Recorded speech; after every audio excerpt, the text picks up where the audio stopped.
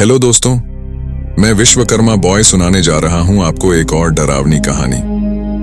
दोस्तों, ये डरावनी कहानी सुमन और उसके परिवार की है। आज सुमन की बिटिया रिया अपने नानी के घर अलीगढ़ जाने के लिए तैयार है, लेकिन उसके पिताजी ऑफिस के काम के चक्कर में लेट हो जाते हैं और वह रात में आते हैं। इसीलिए यह तीनों रात में ही अलीगढ़ के लिए रवाना हो जाते हैं। लेकिन दोस्तों, उनके साथ रास्ते में भूतिया घटनाएं होने लगती हैं। अजीब बात यह थी कि सुमन का भाई मर चुका होता है, जो गाड़ी चला रहे अपने जीजा जी को आगे का रास्ता बताता है। लेकिन इन तीनों को यह नहीं पता होता है कि वह मर चुका है। रिया अपने मम्मी सुमन और पापा विनोद के साथ दिल्ली में रहती थी। वह हर साल अपने मम्मी पापा के साथ गर्मी की छुट्टियों में ननिहाल जाती थी। उसका ननिहाल अलीगढ़ जिले में है। एक बार की बात है, रिया के स्कूल की छुट्टियां पढ़ चुकी थी। रिया और सुमन ननिहाल जाने के लिए तैयार थे। विनोद को ऑफिस में काफी काम होने की वजह से शाम को छुट्टी मिलती है। दिन ढल चुका था। सुमन ने कहा, अब रहने दो, अब जाने का समय नहीं है, सुबह होते ही हम अलीगढ़ के लिए निकल जाएंगे। इस पर विनोद ने कहा, हमारे पास खुद की कार है, दिन ढल गया है तो क्या हुआ, हमें कौन सा वाहन बदलना है।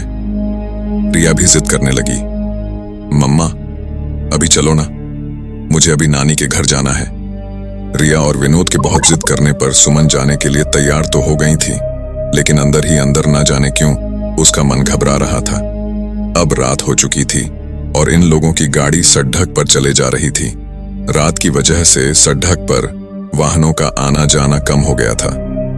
विनोद कार चला रहा था। सुमन और रिया पीछे की सीट पर बैठे थे।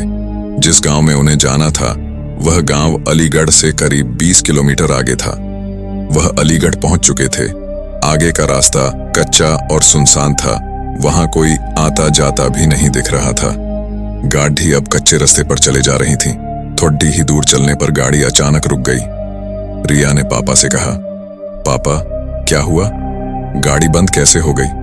विनोद ने कहा, पता नहीं बेटा, उतर कर देखता हूं। सुमन ने कहा, जल्दी देखिए और यहां से चलिए। कितना सुनसान रास्ता है, मुझे कुछ ठीक नहीं लग रहा। कार से उतरकर विनोद ने गाड़ी के बोनट को खोलकर देखा, लेकिन गाड़ी में कहीं कोई कमी नहीं दिखी।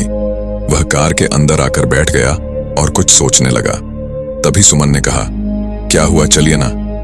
विनोद अभी भी कुछ सोच रहा था। फिर सुमन ने रिया के पापा के कंधे को पकड़कर जोर से हिलाया और कहा, क्या हुआ, क्या सोचने लगे, मैं कह रही हूं, चलिए, यहां से मुझे बहुत अजीब सा महसूस हो रहा है। एक तो सुनसान रास्ता, ऊपर से रात, जल्दी चलिए। तब विनोद ने कहा, मैं ये सोच रहा हूं कि गाड़ी में कोई खराबी नहीं है, फिर गाड़ी रुक क्यों गई, देखिए क्या पता गाड़ी स्टार्ट हो जाए। तब विनोद ने गाड़ी स्टार्ट करने के लिए चाबी घुमाई और गाड़ी स्टार्ट हो गई। अब कार दोबारा उस रात के अंधेरे को चीरते हुए फिर आगे बढ़ने लगी। अभी थोड़ी ही दूर कार चली थी कि रिया चिल्लाई, मम्मी। एकदम से विनोद ने कार को रोका। दोनों मम्मी पापा रिया से कहने लगे, क्या हुआ बेटा, चीखी क्यों।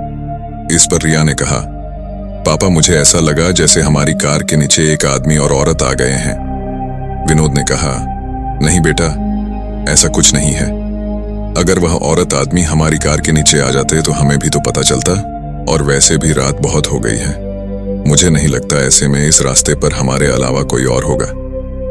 रिया की आंखें डर से फटी हुई थीं और वह कह रही थी, नहीं पापा, ट्रस्ट मी, मैंने देखा उन आदमी औरत को। सुमन ने कहा, गाड़ी थोड़ी तेज चलाइए। गाड़ी की रफ्तार विनोद ने तेज कर दी। तभी कार के शीशे में विनोद को एक डरावना चेहरा दिखाई दिया। उस डरावने चेहरे को देखते ही विनोद का हाथ स्टीयरिंग से छूटा और गाड़ी का बैलेंस बिगड़ने की वजह से गाड़ी इधर उधर चलने लगी। जैसे तैसे करके विनोद ने अपने आप को और गाड़ी को संभाला। तभी सामने एक औरत और आदमी दिखाई दिए जो गाड़ी रोकने का इशारा कर रहे थे। लेकिन विनोद ने गाड़ी नहीं रोकी, बल्कि गाड़ी की रफ्तार और तेज कर ली, क्योंकि अभी तक तो वह रिया की बात पर विश्वास नहीं कर रहे थे। और अचानक से उन दोनों आदमी औरत का ऐसे कार के सामने आना और लिफ्ट मांगना सुमन और विनोद को डर से भर देने के लिए काफी था।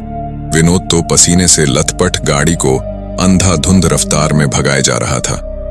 तभी ये क्या, वह औरत और आदमी जिनको विनोद ने पीछे छोड़ा था फिर सामने खड़े थे और गाड़ी रोकने का इशारा कर रहे थे। अब तो उन तीनों की जान मुंह को गई थी। अचानक सुमन का फोन बजा। हेलो कौन? दूसरी तरफ से सुमन का भाई अर्जुन बोल रहा था। हेलो दीदी, कैसी हैं आप? सुमन ने कहा, भैया कुछ ठीक नहीं है, इस रास्ते पर बहुत गड़बड़ है। और सुमन ने उन दोनों आदमी औरत के बारे में भी अर्जुन को बताया। तब अर्जुन ने कहा, दीदी आप चिंता मत करो, मैं अभी आता हूं। और 10 से 15 मिनट बाद ही अर्जुन वहां रास्ते पर खड़ा था। विनोद ने गाड़ी रोकी और कहा, अच्छा हुआ अर्जुन तुम आ गए, पता नहीं क्या हो रहा था, हमारे साथ कुछ समझ ही नहीं आ रहा था। अर्जुन ने कहा, कोई बात नहीं जीजा जी, मैं आ गया हूं ना, अब आपको कोई प्रॉब्लम नहीं होगी। दोस्तों, कहानी में आगे बढ़ने से पहले हम आपको बता दें कि अर्जुन मर चुका होता है, लेकिन इन तीनों को उसके बारे में नहीं पता होता है। यहाँ पर अर्जुन की आत्मा उनके साथ आगे का रास्ता बताने के लिए आई होती है। अर्जुन की मौत कैसे हुई थी आगे आपको पता चलेगा। अर्जुन भी अब कार में बैठा और कार घर की तरफ चल दी। अब तो मानो जैसे सुमन, विनोद और रिया का डर अर्जुन के आ जाने से हवा हो गया था। अब सब लोग घर पहुंच चुके थे। अर्जुन ने कहा, लाइए जीजा जी, कार की चाबी मुझे दीजिए, मैं पार्क करके आता हूं, आप अंदर जाइए। विनोद ने कहा, ठीक है, और चाबी अर्जुन को दे दी। जैसे ही रिया और उसके मम्मी पापा ने घर में एंटर किया, वैसे ही तीनों चौंक पड़े, क्योंकि घर में सब लोग रो रहे थे और सामने किसी की लाश पड़ रही थी। यह देख सुमन और विनोद दंग थे, क्योंकि घर के सभी लोग रो रहे हैं और उनके सामने किसी की लाश पड़ी हुई है। सुमन विनोद से कहती है कि हमें अर्जुन ने इसके बारे में रास्ते में कुछ बताया ही नहीं। इधर सुमन की मां ने रोते हुए सुमन से कहा, बेटा तेरा भाई अर्जुन अब इस दुनिया में नहीं रहा। इतना सुनते ही सुमन, विनोद और रिया के पैरों तले जमीन खिसक गई। बेचारी सुमन को विश्वास ही नहीं हो रहा था कि उसका भाई अर्जुन मर चुका है, क्योंकि जब खंडहर रास्तों में उनकी गाड़ी बंद पड़ी थी तो अर्जुन ने ही सुमन को कॉल किया था। तब सुमन ने भाई अर्जुन से कहा था कि हमारे साथ भूतिया घटनाएं हो रही हैं। तो इतना सुनते ही भाई अर्जुन उनके गाड़ी के पास आया था। और यही नहीं, अर्जुन गाड़ी में बैठकर उनके साथ यहाँ घर पर भी आया था। सुमन का पति विनोद अर्जुन को गाड़ी पार्क करने के लिए चाबी भी दिया था। अब सुमन सदमे में थी, क्योंकि जो भाई घर के बाहर तक उसके साथ था, घर में उसी भाई की लाश पड़ी हुई। यह देखने के लिए कि कहीं यह मेरा वहम तो नहीं, सुमन ने अर्जुन के चेहरे से कफन हटाया तो सामने जो लाश पड़ी थी वह अर्जुन की ही थी।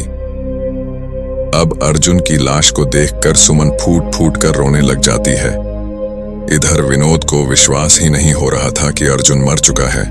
तब सुमन के पिता ने विनोद को बताया कि रात 9 बजे अर्जुन अपनी बाइक से घर आ रहा था। तभी उसकी बाइक को एक ट्रक ने जोरदार टक्कर मारी, जिससे उसके सर में चोट आई और मौके पर ही उसकी मौत हो गई। विनोद अपने ससुर जी से कहता है कि अगर अर्जुन मर चुका था तो जो बाहर था वह कौन था?